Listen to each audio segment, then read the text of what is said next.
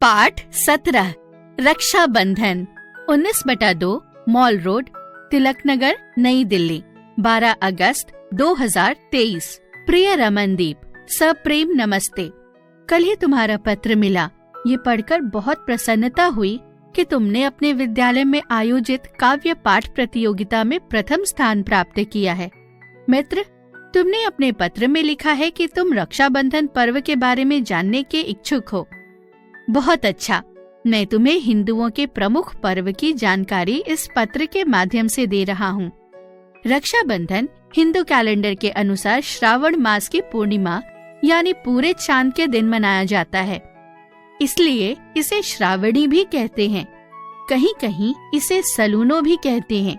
रक्षाबंधन से पहले बाजारों में सुंदर सुंदर राखियां नजर आती हैं। ये राखियां प्रायः सूती या रेशमी धागों से बनी होती हैं। मुझे तो ये राखियां बहुत अच्छी लगती हैं। आजकल इन पारंपरिक राखियों के अलावा सोने चांदी व फूलों की महंगी राखियां भी मिलने लगी हैं। खैर, रक्षाबंधन में राखियों के मूल्य की अपेक्षा भाई और बहन की भावनाएं अधिक मूल्यवान होती हैं। इस दिन बहनों के द्वारा प्रातः ही स्नान आदि से निवृत्त होने के बाद पूजा की थाली सजाई जाती है, जिसमें राखी के साथ रोली, अक्षत, दीप, मिठाई आदि रखे जाते हैं। अपने भाई को राखी बांधने से पहले बहन के द्वारा अपने इष्ट देव की पूजा की जाती है। तत्पश्चात बहन अपने भाई के मस्तक पर रोली से तिलक और अक्षत लगाती है।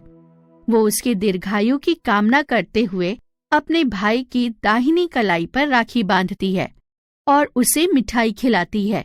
भाई आजीवन उसकी रक्षा करने का वचन देता है एवं उपहार तथा रुपए आदि भी देता है।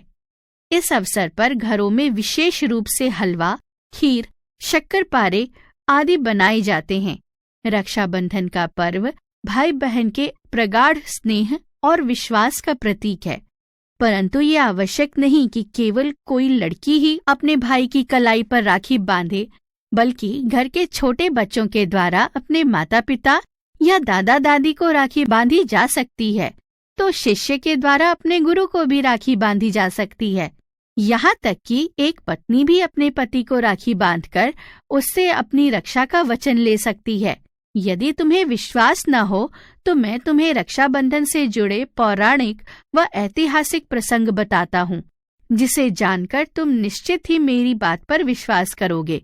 जब स्वर्ग के सिंहासन पर अधिकार पाने के लिए देवताओं और दानवों के बीच युद्ध शुरू हुआ और वृत्रासुर नामक असुर सेनापति के सामने देवता हारने लगे, तब उसे परास्त करने से पूर्व देवराज इंद्र ने देवताओं के गुरु बृहस्पति के परामर्श से अपने पत्नी शची के हाथों से अपनी कलाई पर राखी बंधवाई थी, जिसके बाद उन्हें युद्ध में विजय प्राप्त हुई थी। एक अन्य ऐसी पौराणिक मान्यता है कि ये भी है कि जब भगवान विष्णु ने राजा बलि का अभिमान चूर करके उसे पाताल लोक में जाने का आदेश दिया, तो उसने चतुराई से विष्णु जी से दिन रात अपने सामने रहने का वचन ले लिया, जिस कारण विष्णु जी कई दिनों तक अपने लोक नहीं लौट पाए। लक्ष्मी जी की व्याकुलता को देखकर नारद जी ने उन्हें सलाह दी। वे श्रावण पूर्णिमा के दिन पाताल लोक गईं, राजा बलि को राखी बांधी और विष्णु जी को वचन मुक्त कराकर वापस स्वर्ग में ले गईं। इसके अलावा कहा जाता है कि महाभारत के युद्ध से पहले भगवान श्री कृष्ण ने दुराचारी राजा शिशुपाल का वध करने के लिए सुदर्शन चक्र उठाया था, जिसके कारण उनके हाथ में चोट लग गई थी।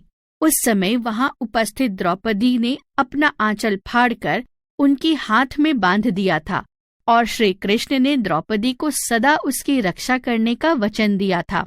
रक्षाबंधन के साथ हमारे इतिहास की एक प्रसिद्ध घटना भी जुड़ी है।